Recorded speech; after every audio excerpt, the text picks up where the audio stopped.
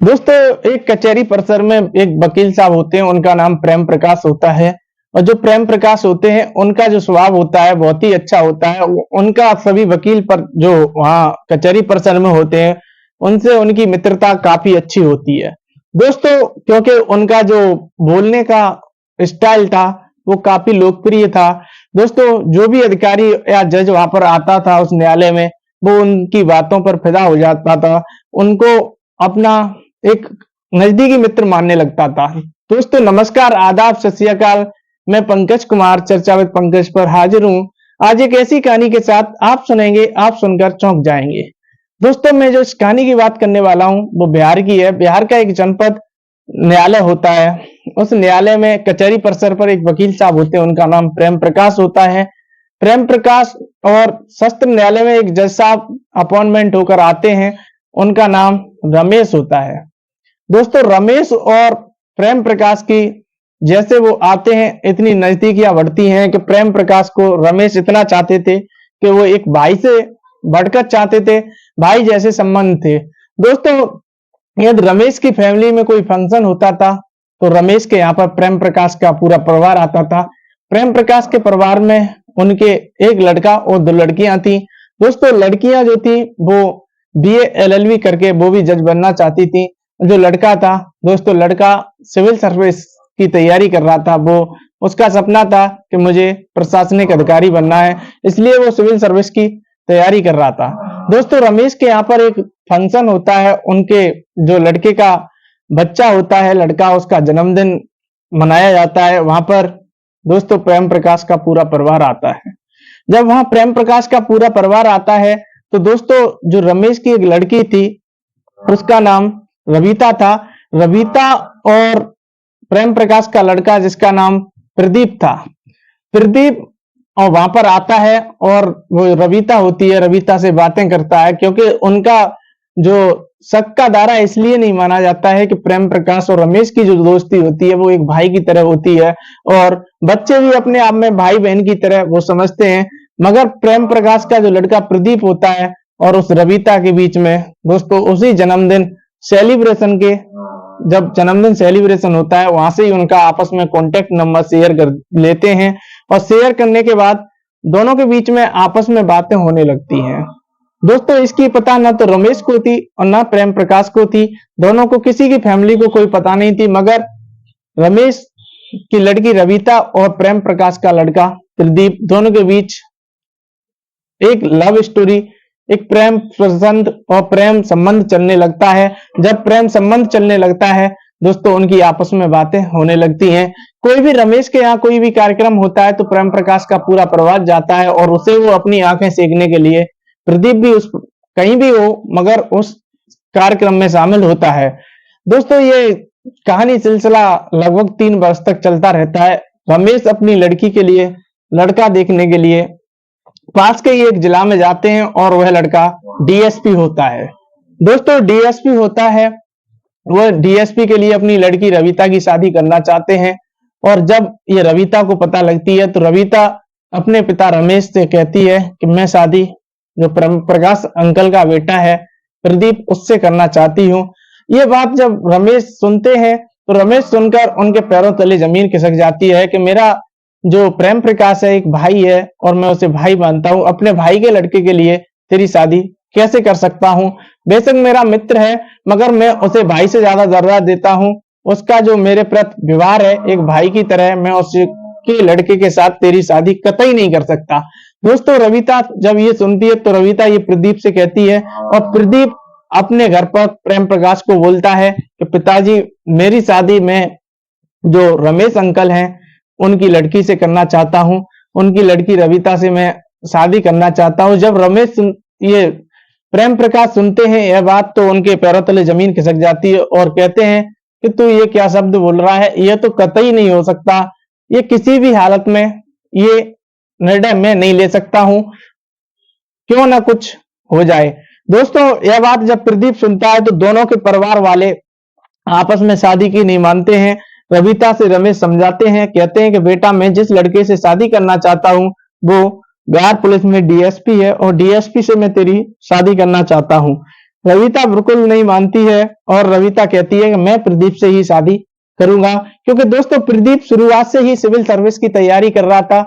जब प्रदीप को ये पता लगता है कि पिता रविता के नहीं मान रहे हैं, तो दोस्तों वह और मेहनत स्टार्ट कर देता है। जब मेहनत स्टार्ट करता है तो उसे बीपीएससी और यूपीएससी दोनों परीक्षा का एक लगन था कि मैं किसी न किसी परीक्षा को निकालकर एक अधिकारी बनूं और तभी एक कार्य संभव हो सकता है। दोस्तों वो लिखार बीपीएससी की परीक्षा देता है, उसका सिलेक्शन नहीं होता है और रमेश और प्रेम प्रकाश दोनों आपस में बैठे हुए होते हैं और दोनों जब बैठे हुए होते हैं तो रमेश कहते हैं प्रेम प्रकाश से कि बच्चे ये नहीं मान रहे हैं, क्या किया जाए। तो प्रेम प्रकाश कहते हैं कि देखिए आप जो भी डिसीजन लेंगे मैं उसके लिए तैयार हूं।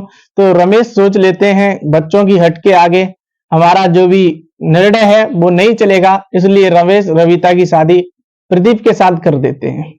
दोस्तों रविता की शादी जब प्रदीप के साथ हो जाती है, प्रदीप घर में रहने लगता है। उसका जो पढ़ाई सिविल सर्विस का चल रहा था वो उससे कतई मन नहीं लगता है, क्योंकि रविता उसके दुल्हनिया बनकर आ जाती है। उसे कतई चिंता नहीं रहती है कि मुझे मेरा जो टारगेट था वो पूरा करना है या नहीं करना है। मगर रविता जब शादी करती है तो रविता कहती है कि मैं एक दिन आप जिस डीएसपी के लिए कर रहे हैं, एक ना एक दिन प्रदीप है वो भी एक ना एक दिन डीएसपी या कलेक्टर बनेगा। आप मैं आपसे वादा करती हूँ, मैं उसे पढ़ने के लिए बोलूंगी और वो काफी अच्छा है पढ़ने में और वैसे भी सिविल सर्विस की तैयारी कर रहा है। तो रमेश ये मानकर उसकी शादी कर देते हैं। दोस्तों जब रविता की शादी हो जाती है तो काफी 2 साल गुजर जाती हैं। 2 साल के बाद उसका कहीं सिलेक्शन नहीं होता है और उसे नशे की लत लग जाती है। दोस्तों जब प्रदीप को नशे की लग जाती है तो रविता समझाती है, तो प्रदीप उसके साथ मारपीट करता है और मारपीट के साथ साथ उसके साथ गलत आचरण स्टार्ट कर देता है। उसे हरकत जो उसकी होती है उसे नजरों से गिराने लगता है। जब रविता को नजरों से गिराने लगता है उसके अंदर अहंकार आ जाता है। दोस्तों जब उसके अंदर प्रदीप के अंदर अहंकार आ जाता है तो उसका जो परिवार वाले होते हैं वो भी उसे घर से अलग कर देते हैं और रविता और प्रदीप दोनों अलग रहने लगते हैं। जब अलग रहते हैं तो प्रदीप को नशे की लत जो लगी हुई थी वो नहीं मानता। रविता के समझाने के बावजूद रविता अपने मायके चली जाती है और दोस्तों मायके जाने के बाद वह लगभग 2 वर्ष तक वापस नहीं आती है। प्रदीप को लगता है कि क्यों ना मैंने जो मेरा टारगेट था, अब मेरे घर वाले भी मुझसे दूर हो गए और मेरी जो पत्नी थी, मैंने जो लव मैरिज की थी वो भी मुझसे अलग हो चुकी है। क्यों ना मैं फिर से सिविल सर्विस की तैयारी करूं और सिविल सर्विस में सिलेक्शन लूं। सिलेक्शन लेने के बाद जो रिश्तेदार और जो भी लोग मुझसे दूर हुए हैं परिवार वाले, वो सभी अपने आप मेरे पास आएंगे। दोस्तों प्रदीप ठान लेता है और बैठे हुए होता है कि मैं नशे की जो लत होती है मैं इसे क्यों ना दूर कर दूं। दोस्तों वह उस ठान कर और जिस जगह पढ़ता है उस जगह लगा लेता है, लिख के रख लेता है, ये वक्त भी गुजर जाएगा। दोस्तों जब ये लगाता है, जब पढ़ने से उसका मन नहीं करता है तो वो उधर देखता है और सोचता है कि ये वक्त भी गुजर जाएगा और ये वक्त जब ही गुजर सकता है कि मैं एक कठिन परिश्रम करूंगा। दोस्तों कठिन परिश्रम करने की वो जब ठानता है तो दोस्तों पहले यूपीएससी की परीक्षा देता है। यूपीएससी की परीक्षा में वो प्रीलिम्स में ही असफल हो जाता है और उसका सिलेक्शन नहीं होता है। दोस्तों जब सिलेक्शन नहीं होता है तो उसे चिंता उसकी ज्यादा बढ़ जाती है और वो दिन रात मेहनत करने लगता है और बीपीएससी की परीक्षा जो राज्य प्रशासनिक सेवा की परीक्षा थी वह उसे देता है और एसडीएम बन जाता है। दोस्तों प्री पास होता है, उसका हौसला बढ़ जाता है। मेंस में वो लगातार मेहनत करता रहता है, मेंस भी पास करता है, उसके बाद इंटरव्यू पास कर वो एसडीएम बन जाता है अच्छी रैंक लाकर। दोस्तों जब एसडीएम बन जाता है, एसडीएम बनने के बाद दोस्तों वह सबसे पहले अपने माता पिता के पास जाता है। जिन माता पिता ने उसे नशे की लत को देखते हुए अपने से अलग कर दिया था, वो माता पिता काफी खुश होते हैं अपने बच्चे के इस सिलेक्शन पर। दोस्तों उसकी जो पत्नी थी उसे नशा करने पर छोड़ गई थी, उसे नशा करने के आदी होने के कारण वो उसके साथ मारपीट करता था। जो रविता वो भी अपने घर पर चली गई थी। तो रविता भी जब ये सुनती है तो उससे खुशी के जो आंसू होते हैं वो निकल आते हैं। मगर दोस्तों वो रविता और जब प्रदीप जाता है तो रविता उसे एक मॉल में मिलती है। जब मॉल में मिलती है तो तब तक रविता को पता नहीं था कि प्रदीप का एसडीएम का जो टेस्ट है बीपीएससी का वो निकल चुका है। दोस्तों ये प्रदीप के बारे में रविता को कतई जानकारी नहीं थी। जब जानकारी नहीं थी तो रविता प्रदीप की तरफ बिल्कुल नहीं देखती है और वो घर पर चली जाती है। दोस्तों जब रविता को ये पता लगता है तो रविता काफी खुश होती है और अपने जो पिता होते हैं रमेश उनसे बोलती है, कहा था पिताजी मैंने आपसे कि एक दिन प्रदीप भी अच्छा प्रशासनिक अधिकारी बनेगा। आप डीएसपी के लिए मेरी शादी कर रहे थे, आज प्रदीप एसडीएम बन गया है। दोस्तों यह सुनकर रमेश भी काफी खुश होते हैं और जो दोनों की जो मित्रता थी रमेश और प्रेम प्रकाश की, वो मित्रता काफी अच्छी थी और उसके बाद में यह मित्रता एक रिश्ता में बदल जाती है और प्रदीप के साथ जो रविता होती है वो दोबारा वापस आ जाती है। उन दोनों का जो परिवार होता है वो हंसी खुशी से आगे बढ़ने लगता है। दोस्तों यदि आप लोग को जो वीडियो देख रहे हैं, यदि आपको किसी को नशे की लत हो तो नशे की लत को दूर होना चाहिए, क्योंकि दूर नशा इसलिए होना चाहिए कि किसी ने लिखा है नशा ये नाश कर देगा, फिरोगे दाने दाने को, कटोरा हाथ में होगा कोई नहीं देगा खाने को। दोस्तों नशा में तीनों चीज जाती हैं, धन गया इज्जत गई। दोस्तों मान और सम्मान, धन और इज्जत, और दोस्तों रिश्तेदार व्यवहार सब छूट जाता है जब आपको नशे की लत लग जाती है। देखिए धन तो आपका चला ही जाता है, धन के साथ साथ आपकी इज्जत चली जाती है, कोई मान सम्मान नहीं करता है। दोस्तों आपका जो मान सम्मान होता है वो बिल्कुल नशा खत्म कर देता है। दोस्तों मेरा वीडियो बनाने का उद्देश्य किसी को ठेस पहुंचाना नहीं, किसी का दिल दुखाना नहीं, मेरा सिर्फ वीडियो बनाने का उद्देश्य है कि आपको सतर्क करना।